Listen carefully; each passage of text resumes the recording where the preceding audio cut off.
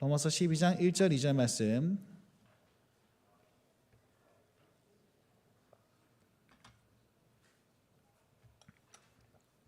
두 절 말씀을 우리 합독하도록 하겠습니다. 다 함께 읽겠습니다. 시작. 그러므로 형제들아 내가 하나님의 모든 자비하심으로 너희를 권하노니 너희 몸을 하나님이 기뻐하시는 거룩한 산 제물로 드리라. 이는 너희가 드릴 영적 예배니라. 너희는 이 세대를 본받지 말고 오직 마음을 새롭게 함으로 변화를 받아 선하시고 기뻐하시고 온전하신 뜻이 무엇인지 분별하도록 하라. 아멘. 할렐루야. 여러분 명절 잘 보내셨습니까? 명절 이후에 이 예배의 자리에 나와서 하나님의 영광의 자리에 오신 여러분을 환영하고 축복합니다. 이 시간 먼저 우리의 예배로 말미암아 영광 받으신 하나님을 기억하면서 영광의 박수로 먼저 하나님께 돌립시다. 오늘 하나님께서 영광을 받으심으로 우리에게 한없는 은혜를 베풀어 주실 줄 믿으시기 바랍니다. 여러분 신앙은요 우리의 감정에 그치지 않습니다. 신앙은 감동에 그치지 않습니다. 무슨 말이냐면 예수님께서 날 위해 죽으셨구나, 예수님께서 나를 구원하셨구나, 내가 이제 자유의 자리에 나아가서 내가 천국 소망을 가지고 살아갈 수 있게 되었구나, 그러면서 감동을 받아가지고 눈물 또르륵 하고 끝나는 것이 아닙니다. 대부분의 우리 청소년들 이제 막 신앙을 경험한 사람들은 진짜 예수님을 인격적으로 만나고 감동했어요. 그런데 삶이 한 방에 변하진 않잖아요. 삶이 한 방에 변하진 않습니다. 여러분 마찬가지입니다. 성경은요 우리에게 뭘 가르쳐주냐면 정말 하나님의 은혜, 주의 구원은 실제적이다라는 사실을 계속 가르쳐주고 있습니다. 그걸 다른 말로 하면 믿음은 삶이다 이렇게 표현할 수 있는 것이죠. 그러면 보십시오. 우리는요 정말 연약합니다. 부족합니다. 소용없는 인생. 로마서 3장 말씀에 뭐라고 했습니까? 모든 사람이 죄를 범하였으며 하나님의 영광에 이르지 못하더니 라고 말씀하지 않았습니까? 하나님의 영광에 이르지 못하는 우리 모든 존재들을 예수 그리스도로 말미암아 구원하시고 의롭게 만드시고 하나님 함께 하도록 만들어 주셔가지고 너는 할 수 있어, 너는 하나님의 사람이야, 너는 주의 백성이야, 으쌰 해가지고 결국에는 하나님의 사람으로 살 수 있도록, 실제로 하나님의 사람으로 살 수 있도록 그렇게 만들어 주시는 구원의 역사가 바로 성경이 말하는 믿음의 이야기입니다. 그래서 연약한 우리, 소용없는 우리를 사용하시는 하나님의 이야기, 구원의 이야기, 그 믿음의 이야기가 바로 성경의 내용이라는 것입니다. 오늘 이 본문 말씀은요 그 중간 지점에 딱 있어요. 우리 지난주 말씀을 기억하시는지 모르겠으나 1장부터 11장까지 하나님의 자비하심, 하나님의 구원의 역사, 말할 수 없고 헤아릴 수 없고 측량할 수 없는 그 하나님의 은혜의 역사를 쫙 얘기해놨단 말이에요. 그러면 이제는 어떻게 해야 되냐? 거기에 감동하고 눈물만 흘리면서 사는 인생이 아니라 이제는 실제적으로 살아야 되지 않습니까? 이제 그 구원을 우리 삶으로 묻어내서 실제적으로 살아야 됩니다 라고 말하는 것이 오늘 본문 로마서 12장 1절부터 2절에 있는 것이죠. 요 기점으로 해가지고 13장부터는 좀 더 세부적으로 이럴 때는 이렇게 살아야 되고 저럴 때는 이렇게 살아야 되고 계속 얘기하고 있다는 것입니다. 자, 여기에서 있잖아요. 우리는요 믿음이 있는 사람들은 그렇지, 내가 구원의 감격을 받았으니, 구원을 받았으니 주님 위해서 살겠습니다, 할렐루야 아멘 이러고 나간다는 거죠. 그리고 믿음이 없는 사람들은 또 뭘 또 시키노. 지난주에 말씀드렸지 않습니까? 너를 드리라. 굉장히 불편한 단어입니다. 드리라. 그냥 채우리라 이렇게 하면 아멘으로 바로 나오는데 드리라 그러면 왠지 찝찝합니다. 마이크 소리 좀 키워주십시오. 왠지 찝찝하고 그냥 와가지고 내가 뭘 드리가 되나 막 부담스럽습니다.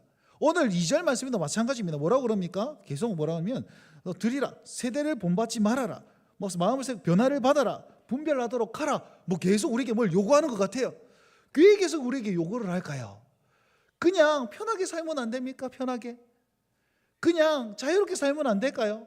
우리에게 자유를 주셨다 했잖아요. 그럼 내 마음대로 살 수 없도록 좀 내버려 두시지 뭐 하려고 계속 드리라 그러고 바꾸라 그러고 분별해서 이렇게 하라고 그러고 저렇게 하라고 그럽니까?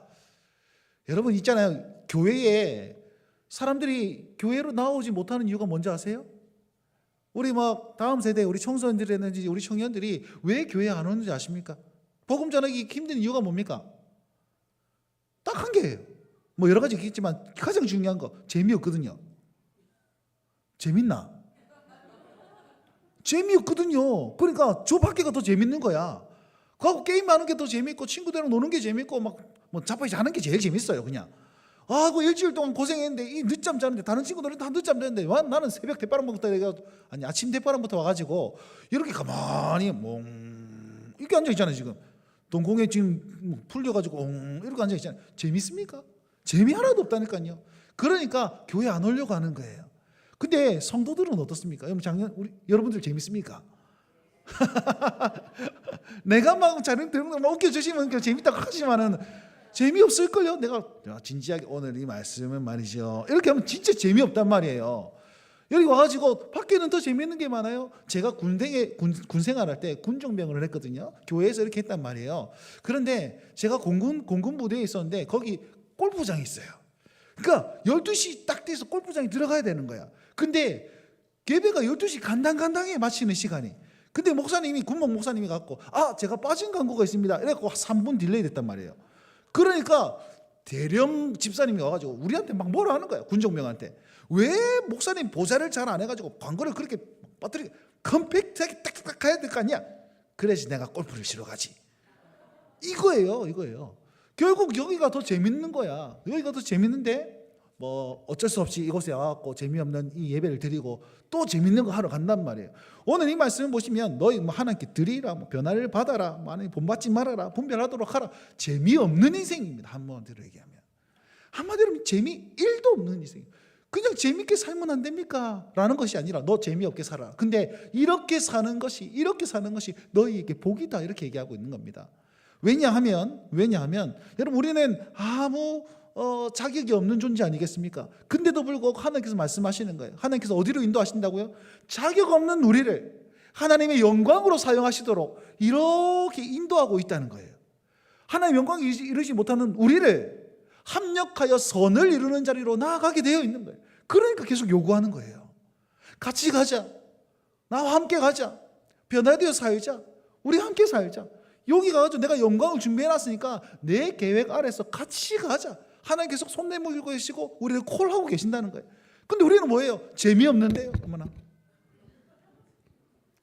그래요. 깝깝한데요. 그냥 내 마음대로 살면 안 됩니까? 이러면서 계속 삔또가 나가는 거예요. 이렇게. 삔또가 무슨 말이야? 계속 안 맞는 거예요. 하나님은.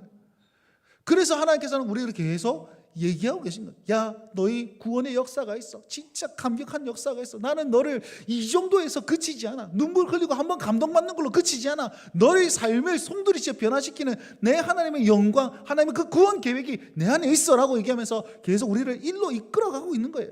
일로 이끌어가는데 우리 육신은 계속 이쪽으로 가고 있는 거야. 그러니까 하나님께서는 우리에게 요구를 하시면서 훈련시키고 계신 겁니다. 여러분 보십시오. 자녀를 키울 때 어떤 생각입니까? 공부해라 그러면 공부합니까? 공부해라. 예, 알겠습니다. 공부하겠습니다. 이런 애들은 한 명도 없을걸요. 우리 집에 3명인데 한 명도 없어요. 한 명도 없어요. 사람이 아직 덜 됐습니다. 여러분 제가 있잖아요. 저 딱 앉아 있네. 저 백주환이랑 부영이랑 제가 이제 금요일 날 우리 3명이서 국밥을 먹었습니다. 국밥을 먹었는데 제가 무슨 급한 메시지를 보낸다고 메시지를 딱 보내고 눈을 딱 들었는데 저들끼리 지 컵에다가 물 붓고 저들끼리 물 쳐먹고 있더라고. 내 앞에는 물이 하나도 없어.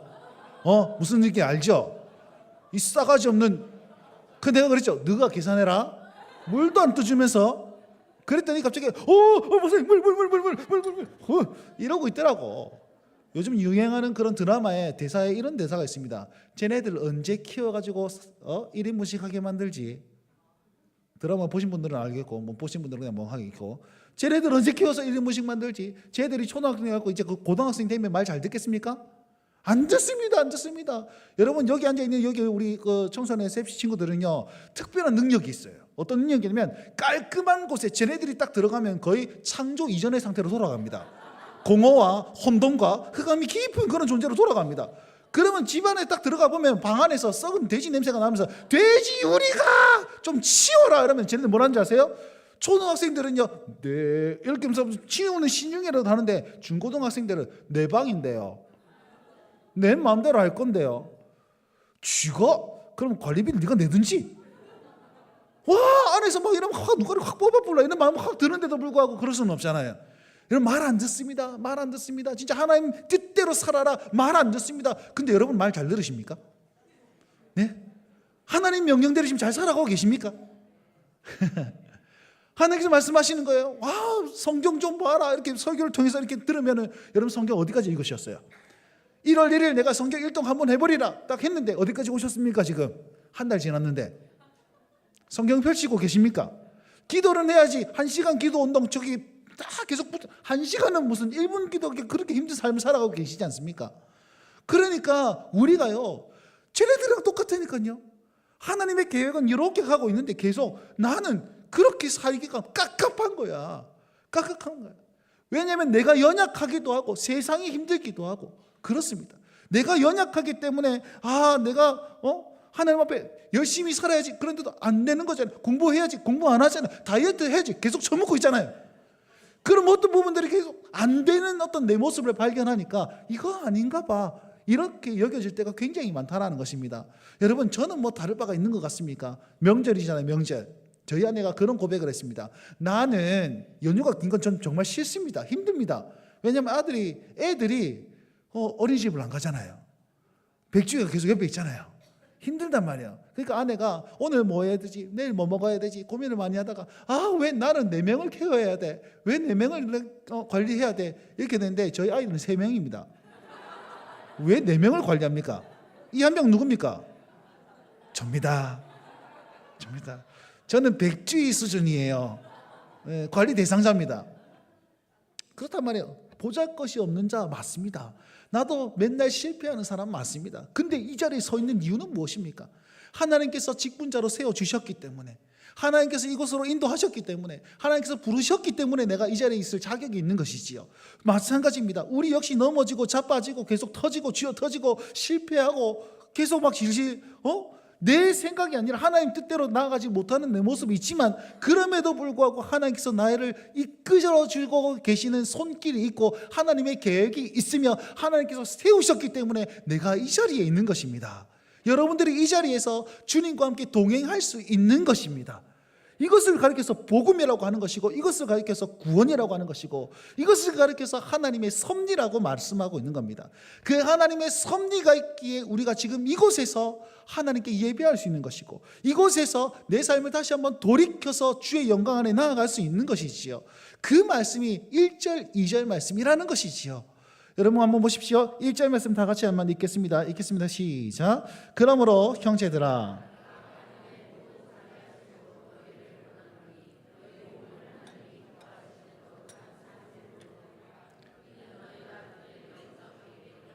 아멘. 자, 하나님께서 말씀하십니다. 나의 자비하심이, 나의 구원 계획이 여기 있으니 너희는 몸을 드려라. 영적 예배를 드려라. 힘들지? 어렵지? 내 삶이 잘 안 되는, 나는 계속 넘어지는데 세상이 계속 나를 힘들게 만드는데 그치? 어렵지? 근데 있잖아요. 예수님께서 어떤 상황이 이 땅에 오신 줄 압니까? 이스라엘이 지금 로마의 앞자리에 있어가지고 식민지 상황이에요. 얼마나 힘들겠습니까? 여러분 식민지 편할까요? 자유롭게 살 수 있을까요? 아니란 것이죠. 어려운 상황, 하루하루 살아가기 힘든 상황, 억울한 상황 속에서 예수님이 딱 태어나셨습니다. 천사들이 뭐라고 말하냐면, 천사들이 뭐라고 찬양하면 이렇게 찬양합니다. 하늘에는 영광이요 땅에는 평화로다. 평화가 없을 만한 그런 상황에서 주님이 평화야라고 오셨단 말이에요. 잘 안 되는 나의 상황, 죄가 많은 상황, 넘어진 상황, 나의 모든 인생에 예수님께서 뜩 오셔가지고 내가 너에게 평화를 줄게 라고 말씀하시고 또 나와 함께하면 하나님께 영광이 될 거야. 영광의 삶으로 나를 인도하시는 분이 바로 누구냐고요? 예수님이시라고요. 그거를 1절 말씀에 모든 자비하심으로 라고 우리에게 표현하고 있다는 것입니다. 결국 우리는 예수님을 붙들고 예배하는 이 현장으로 말미암아서 우리는 주님과 함께 동행할 수 있는 길을 걸어갈 수 있다라고 말씀하고 있는 것입니다. 믿으시기 바랍니다. 그러니 우리는요 구원의 감격이, 구원의 감독이 눈물 한번 흘리는 것으로 끝나지 않아요. 삶으로 변화되어야 됩니다. 그러니 다시 한번 말씀드립니다. 여러분 이 하나님의 모든 자비하심, 예수 그리스도의 희생, 그분의 사랑, 그분의 은혜, 그걸 붙잡으시고 다시 한번 경험하시길 주의 이름으로 축원드립니다. 그리하여서 주님께 드리십시오. 나의 삶을 거룩한 산제물로 살아있는 모든 삶 동안에 순종의 모습으로 우리의 몸을 드릴 때에 그 하나님의 감격과 감동이 나의 삶으로 드러나게 된다는 것입니다. 뭐를 드릴 때요? 몸을 드릴 때예요. 몸을 드릴 때. 그래서 1절 2절 말씀은요, 요약하자면 이렇습니다. 우리의 몸을 드리십시오 1절, 우리의 마음을 변화시키십시오 2절인 거예요. 그 몸을 드린다는 사실은 무슨 말입니까? 여러분 12장 2절 말씀에 너희는 이 세대를 본받지 말고 이렇게 되어 있잖아요. 그죠? 너희는 이 세대를 본받지 말고, 이 세대는 무엇을 말하는 것입니까? 세상의 가치를 말하는 겁니다. 하나님 나라 가치가 아니라, 성경적인 말씀이 아니라 세상의 가치를 얘기하고 있는 겁니다. 여러분 세상은요 우리 보고 즐기라 그래요. 지금 살기 힘들지? 그러니까 다 내려놓고 네 마음대로 한번 살아봐, 자유롭게 살아봐 라고 말하는 겁니다. 더 쉽게 말하면 우리의 몸을 즐기는 데 사용해 라고 우리에게 말씀하고 있는 거예요. 그를 요구하고 있는 겁니다. 유혹하고 있는 겁니다. 자, 그것이 세상의 방법이에요. 그러니 재밌는 거 많잖아, 저기 가야지, 여기는 아니야, 재미없잖아, 재밌는 데로 가야지, 쾌락을 계속 얘기하고 있고 계속 유혹하고 있고 그렇습니다. 여러분 그곳에 우리의 몸이 있으면 어떻게 됩니까? 타락하는 그곳에서, 소망이 안 생기는 그곳에서 죄악으로 계속 떨어져 가게 되어 있습니다. 그래서 오늘 이 사도 바울은 너희 몸을 거룩한 산 제물로 드려서 영적 예배로 드려라, 예배자로 드려라, 예배의 현장 가운데 네 몸이 있게 만들어라 라고 얘기하고 있는 것이죠. 사랑하는 성도 여러분, 여러분들이 지금 이 자리에 있는 것은 정말 하나님의 은혜요, 하나님의 기회가 있는 것입니다. 왜요? 우리 손과 발이 여기 있잖아요. 몸이 여기 있잖아요. 하나님 임재하는 이곳에 있잖아요. 그러니까 아직 소망이 있는 거예요. 여전히 넘어지더라도 다시 한번 일어나는 힘이 여기 있는 거예요. 그러니 여러분 딴 데 기웃거리지 마십시오. 내가 상처받았는데요, 내가 힘든데요, 내가 쥐어 터졌는데요, 내가 사업이 망했는데요, 뭐가 어쨌는데요, 저쨌는데요, 대학에 떨어졌는데요. 아니 여러 가지 막 일들이 많은 그곳 가운데 여러분 그거 다 어디서 해결하겠습니까? 에라이 모르겠다, 자빠지 잠이나 자자. 머리 아프니까 그냥 다 나 생각 안 할래. 그냥 여러 다른 데서 막 스트레스 풀지 마시고 이곳에서 스트레스를 푸시라고, 주여 하면서 푸시라고요. 예배 가운데서 주님을 만남으로 말미암아 그 모든 것에 해결점을 받아야지. 그래야지 우리가 진짜 소망을 가지고 나아가지. 이 마음의 위로를 어디서 받을 겁니까? 무엇으로 채울 겁니까?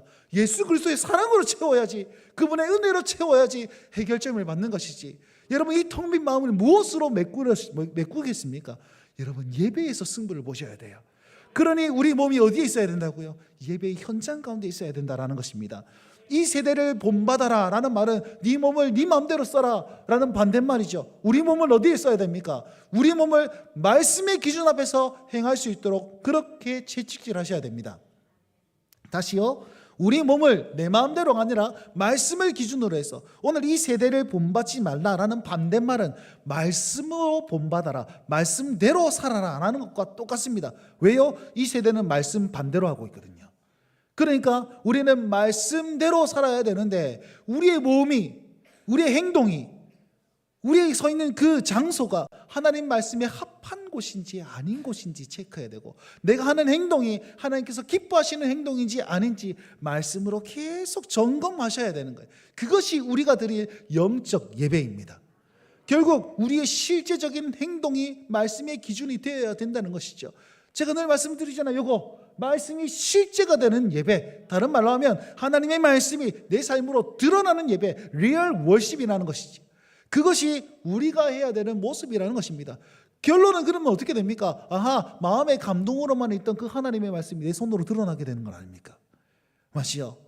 그래서 우리의 몸을 하나님께 거룩한 산 제물로 드리라는 것은 말씀대로, 말씀의 기준답게 행동하라라는 메시지가 되는 겁니다. 여러분 요셉을 기억하십니까? 요셉이 보디발의 집에서 집사의 역할을 막 감동하는데 그 사모님이 꽃이죠. 그죠? 요셉 나랑 같이 놀자 이렇게 하면서 막 꼬시기 시작합니다. 이리 와. 그러면 그걸로 가면 근장이죠. 요셉이 어떻게 했습니까? 몸을 유혹의 자리에서 다른 데로 옮깁니다. 몸을 죄악의 자리에서 다른 데로 옮깁니다. 이게 지혜로움이고 이게 우리가 가진 승리의 어떤 행동이라는 것입니다. 오늘 1절 말씀을 꼭 기억하십시오. 우리의 몸이 어디 있는지 말씀을 기준으로 해서 내 몸이 어디 있는지 체크하셔야 돼요. 그것이 세상 이 세대를 본받지 않는 길임을 믿으시길 바랍니다. 자, 두 번째로 세상을 이길 수 있는 힘, 이 세대를 본받지 않는 그런 어떤 방법으로 뭐라고 하냐면 마음을 새롭게 하라라고 얘기하고 있습니다. 2절 말씀을 다 같이 한번 읽어볼까요? 2절 말씀 읽겠습니다. 시작. 너희는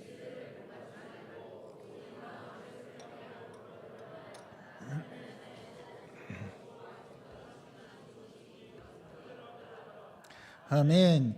이 세대를 본받지 말고 너희가 변화를 받아야 되는데 변화를 받는 방법은 마음을 새롭게 하는 것으로 가능하다. 이렇게 우리에게 말씀하고 있는 것입니다. 그럼 결국은 세상을 이기는 방법은 마음의 변화예요. 마음의 변화. 세상의 가치를 이길 수 있는 방법은 마음의 변화입니다. 그럼 마음은 뭡니까? 성경에 쫙 챗GPT한테 물어보십니다. 마음이 뭐냐? 이렇게 하면 뭐라고 답변할지 모르겠습니다만, 자, 마음을 쫙 성경적으로 얘기하면 이렇습니다. 이런 거죠. 마음은 성경적으로 생각을 의미합니다. 생각.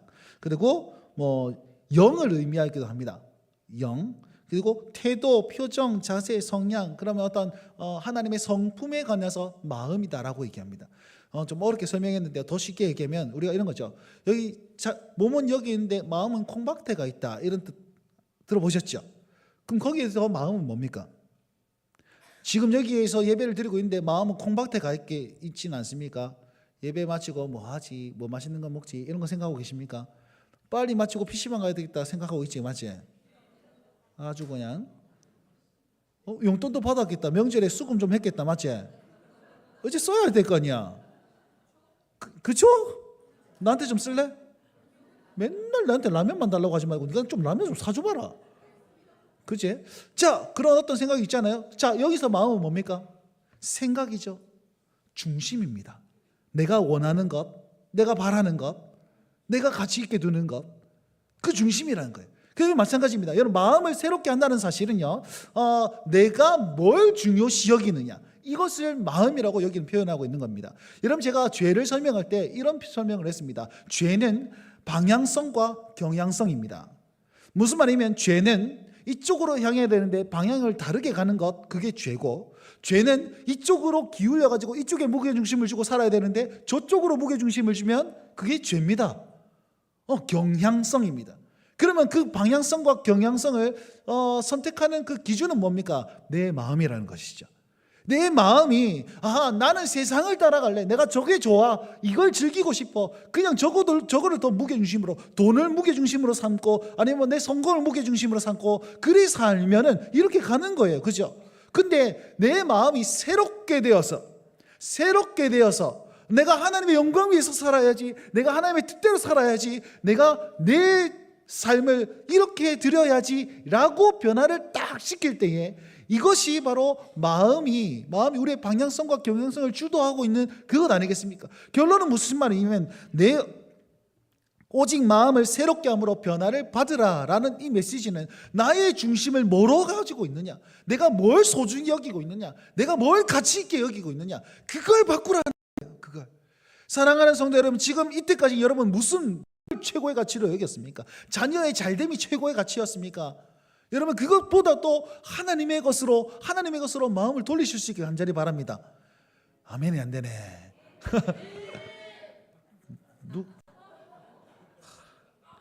언제 1인분만 들으지? 여러분, 이거 그럼 물어봅시다. 마음의 변화는 어떻게 이루어집니까? 바뀌어야 돼. 이게 막 마음을 새롭게 하는데 몸을 새롭게 하려면 이렇게 때를 뺏기든지 하면 성형을 하면 이렇게 몸이 새롭게 되는 거 아닙니까? 마음을 어떻게 새롭게 됩니까? 이건 우리 마음대로 되는 게 아니에요. 마음을 새롭게 하시는 분은 누구냐면 성령 하나님 뿐입니다. 디도서 3장 5절 말씀해 보면 우리를 새롭게 하시는 분은 바로 성령 하나님이시다라고 얘기를 하고 있습니다. 성령님께서 우리를 새롭게 하시는 거예요. 그러면 결국 우리는 이곳에서 마음을 새롭게 하기 위해서는 누구를 의지해야 되는 겁니까? 성령님 의지해야 되는 거예요. 성령님 나에게 찾아오십시오. 성령님 나에게 오십시오. 성령님 내게 역사하셔서 나를 새롭게 하여 주십시오. 내 마음이 주님 앞에 있을 수 있도록 도와주십시오. 성령님 말할 수 없는 탄식으로 나를 위해서 탄식하고 계시지요. 그러니 나에게 다시 한번 은혜를 베푸시고 성령 충만하여져서 내 생각이 하나님을 생각하게 만들고 내 마음이 하나님을 품게 만들고 내 행동이 하나님의 것을 택할 수 있도록 성령 충만하게 하여 주옵소서.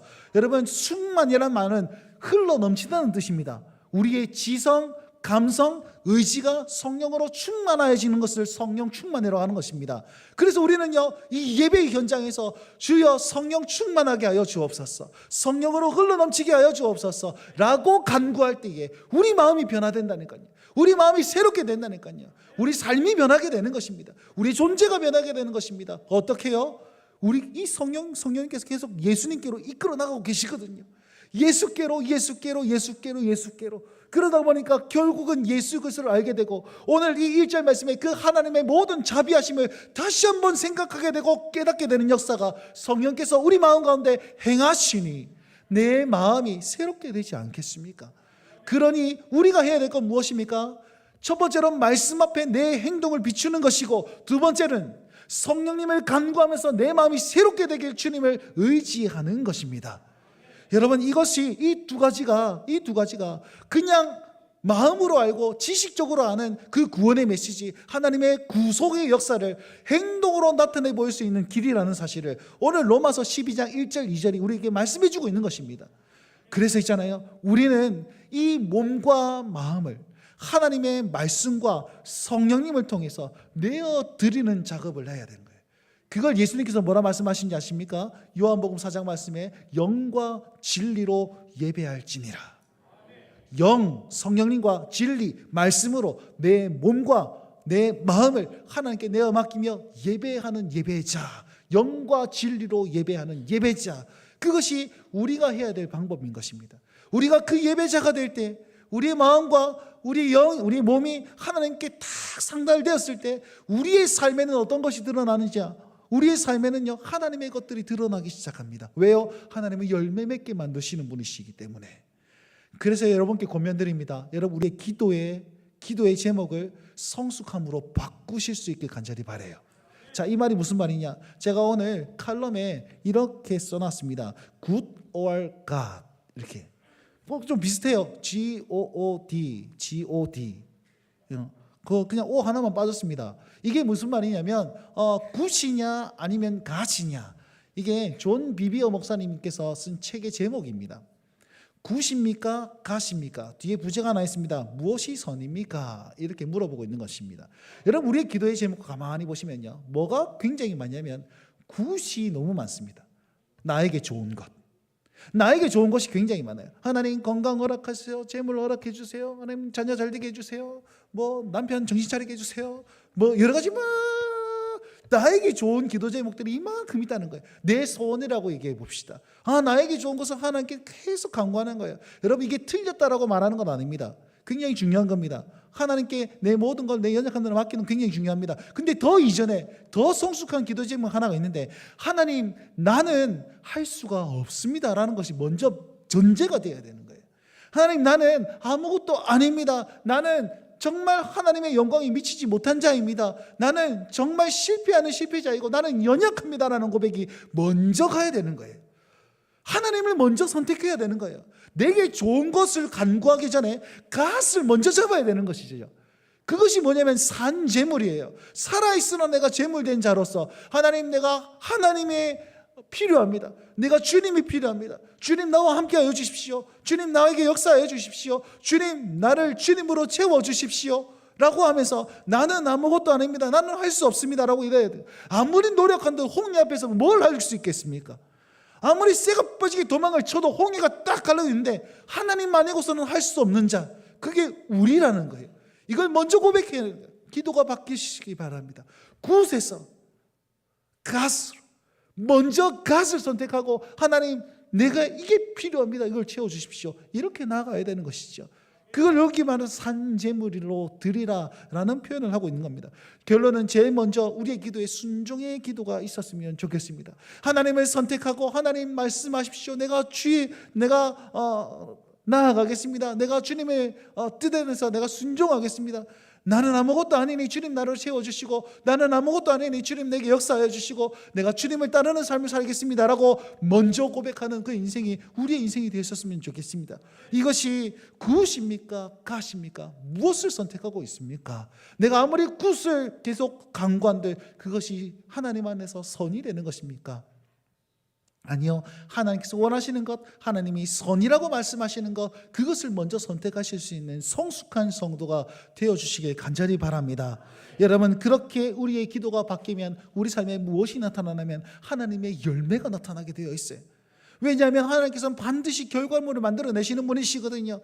그 결과는 무엇입니까? 2절 말씀에 이렇게 나와 있습니다. 변화를 받아 하나님의 선하시고 기뻐하시고 온전하신 뜻이 무엇인지 분별하도록 하라. 방송실에서 센스 있게 저는 노란색으로 색칠까지 해놨네요. 내가 시킨 거 아닙니다. 뭐예요? 어떤 열매가 맺혀집니까? 선하고 기뻐하고 온전하심이 드러나게 되어 있다. 무슨 말이에요? 내 몸이 하나님 앞에 말씀 앞에서 착 있을 때, 내 마음이 성령으로 새롭게 될 때에 나의 삶에는 선이 나타나게 되어 있고, 나의 삶에는 기쁨이 나타나게 되어 있고, 나의 삶에는 나의 온전함이 나타나게 되어 있다라고 말씀하시는 것이 이 말씀입니다. 하나님의 선이, 하나님의 기쁨이, 하나님의 온전하심이 여러분 삶 가운데 가득하시길 주의 이름으로 축원드립니다. 이거 정말 중요한 거예요. 그래서 뭐라고 얘기하냐면 너희가 변화를 받아서 하나님의 뜻을 무엇인지, 하나님의 뜻이 무엇인지 분별하도록 하라, 이렇게 됩니다. 자, 우리가 착각하는 게 있는데요. 자, 분별하라라는 단어를 썼기 때문에 요겁니까 조금 분별해가지고 내가 딱 선택하고, 이건가 저건가 요건가 선택하고 이렇게 생각하지 않습니까? 여러분, 그게 아니에요. 여러분, 하나님의 뜻을 분별한다는 말은 한마디로 얘기해서 하나님의 뜻에 전적으로 의지한다는 뜻입니다. 다시요. 하나님의 뜻에 뭐 한다고요? 전적으로 의지한다는 뜻입니다. 물어보시면 여러분, 하나님의 뜻을 어떻게 알 수 있습니까? 몰라요. 이게 하나님의 뜻입니다. 몰라요. 여러분, 청년 시절에, 제가 청년 사역을 많이 해보니까 청년 시절에 하나님께서 보내신 짝지입니다. 내 이 사람 아니면 죽습니다. 내가 이 사람 아니면 이 사람 꼭 연애해야 되고 결혼해야 되고 이 사람 아니면 죽습니다. 그렇게 한 사람이 얼마나 많은지 압니까? 기도해보니 하나님께서 마음을 주셨습니다. 근데 뚜껑 열어보면 결혼 다른 사람이랑 했어요. 그럼 그 하나님의 뜻은 뭡니까? 네 생각이지, 네 마음이지. 자기가 너무 좋으니까 하나님을 이용해 먹는 거죠. 여러분, 그게 아니에요. 그러니까 우리 선택권은 우리에게 있어서는 안 되는 거예요. 우리에게 있어서는 하나님의 뜻이 왜곡되게 되어 있습니다. 왜요? 내가 좋은 것을 계속 택하는 본성이 있기 때문에. 그러니까 여기서 말하는 하나님의 뜻이 분별하도록 하라, 하나님의 뜻이 무엇인지 분별하도록 하라. 보십시오. 분별하라라고 말하지 않습니다. 분별하도록 하라. 하나님께서 분별되도록 하라, 이런 뜻이란 말이에요. 그러니까 내가 할 일은 무엇입니까? 하나님의 뜻은 완전히 이루어집니다. 할렐루야 아멘 하고 가는 거예요. 하나님의 뜻은 이루어집니다. 할렐루야 아멘 하고 가는 거예요. 전적으로 의지하는 거예요. 그리고 또 한 가지 믿는 것, 하나님의 뜻은 선하고 기쁨이 되며 나를 온전하게 할 것입니다 라는 확신으로 가라는 거예요. 그러니까 하나님의 뜻을 전적으로 의지하라 라는 메시지라는 것입니다. 사랑하는 성도 여러분, 그러니 우리는 굿이 아니라 갓을 선택할 때 전적으로 그것에 투자해야 되고 전적으로 의지해야 되고 확 그분의 말씀 앞에 순종하며 나아가야 되는 것입니다. 결론은 무엇입니까? 내가 하는 게 아니라는 거예요. 그러면 또 다시 1절로 가게 되는 겁니다. 하나님의 모든 자비하심으로 고난해. 이 하나님의 자비하심이 나의 행동에도 간섭하여서 결과의 그 열매에도 하나님의 자비하심으로 말미암아 우리의 선함을 베풀어 주시고 우리 기쁨을 주시고 우리를 온전케 하시더라는 거예요. 그럼 우리는 무엇에 집중해야 됩니까? 이 예수 그리스도, 이 험악한 땅에 오셔서 땅에는 평화다, 하늘에는 영광이 된다라는 그 예수 그리스도를 다시 한번 붙잡고 내 삶을 점검하며 내 삶을 의지하며 주님을 순종하며 나아가야 된다는 거예요. 그러니 이 복음을 딱 있을 때 우리 삶이 변하게 되잖아요. 지금 이 마음의 감동으로만 있던 이 복음이 이렇게 딱 보니까 열매로 나타나게 되어 있네, 이렇게 되는 거네. 그러니까 아무것도 할 수 없는 우리 삶이 이제 눈에 보이기 시작하는 거예요. 뭐요? 하나님의 선한 열매로, 하나님의 기쁨의 열매로, 하나님의 온전하심의 열매로 나아가게 되는 거예요. 사랑하는 성도 여러분, 우리는 여전히 연약합니다. 우리는요 아멘하고 나아가도 있잖아요. 우리 승리하며 나가십시다. 예수 믿으세요. 예수 믿으세요. 승리하십시오. 오케이, 내가 승리하리라 하나 가도 또 실패하게 될 거예요. 여러분 이 자리에 우리 찬양 인도자들이라든지 아니면은 설교자들이 여러분 한 주간 승리하시길 바랍니다. 아멘 이렇게 한단 말이에요. 그럼 승리하셨습니까? 아 감사합니다. 승리하신 분 계시네. 승리하셨습니까? 명절 때 가가지고 막 스트레스 받고 야 너희들 승리했냐? 갖고 돈 한 푼 그냥 주면 됐긴데 공부는 잘하나? 승리했나? 아씨 또 공부 얘기하고 그냥 예. 그럼 옆에서 어머니 부모들이 얘기했죠. 공부 잘합니다. 장난 아닙니다. 공부 너무 잘합니다. 그래 공부는 인생이 다가 아니다 이러면서 용돈 주고 승리했습니까? 그때 짜증이 확 올라올 때 하나님의 성품으로 주여 감사합니다 됩니까? 여러분 여러 가지 직장 가운데서 아니면 그런 어떤 가족과의 관계 가운데서 여러분 승리하셨습니까? 승리가 어렵다는 거예요. 우리의 승리는 뭔지 아세요? 연약함을 그대로 가지고 영적 예배의 현장 이곳에 있는 것이 승리입니다. 이곳에서 다시 한번 회복을 그래서 다시 한번 마음을 새롭게 하고 내 삶을 말씀에 비춰가지고 다시 한번 점검하고 또 가는 거예요. 또 실패할 수도 있을 거예요. 또 넘어질 수도 있을 겁니다. 또다시 뒤통수 한 대 맞고 코피 질질 흘리면서 와가지고 주님 또 넘어졌습니다 할 수 있을 거예요. 그런데 거기에 무뎌지지 마세요. 내가 이곳에 있는 것이 여러분의 승리임을 기억하며 하나님의 예배의 현장 가운데서 다시 한번 회복할 수 있는 기회를 얻는 것이 우리의 승리라는 사실을 기억하십시오. 내가 굿을 선택하지 않고 내가 갓을 선택했습니다. 내가 나의 좋은 것을 선택하지 않고 하나님을 선택하여 이 자리에 있습니다. 승리지요, 승리. 그러니 이 자리에 나의 승리를 맛보면서 여러분 다시 한번 결단하십시오. 하나님 다시 한번 내가 이곳에 나와왔사오니 내 마음을 변화시키십시오. 내 몸을 변화시키십시오. 내 몸이 하나님의 말씀대로 살아갈 수 있도록 도와주십시오. 그로 말미암아 다시 한번 월요일부터 토요일까지 나의 삶에 하나님의 선한 열매가 기쁨의 열매가 나를 온전케 하는 열매가 나타날 수 있도록 주여 나를 붙잡아 주시옵소서. 주여 우리를 함께하여 주옵소서. 성숙한 성도로서 나아갈 수 있도록 도와주시옵소서. 그런 교회 되게 하여 주옵소서. 이 확신으로 다시 한번 조문을 나가야 된다는 것입니다. 여러분 할 수 있겠습니까? 하실 수 있겠습니까? 다시 한번 그 마음을 가지고 성령님을 의지하십시오. 하나님의 말씀 붙잡으십시오. 내 몸을 쳐서 복종시키고 내 마음이 새롭게 될 수 있도록 하나님 앞에 간구하며 나아가실 수 있는 그런 우리 성도들이 되시길, 그리고 정말 주님의 열매를 맺는 승리하는 그리스도인 되시길 주의 이름으로 축원드립니다.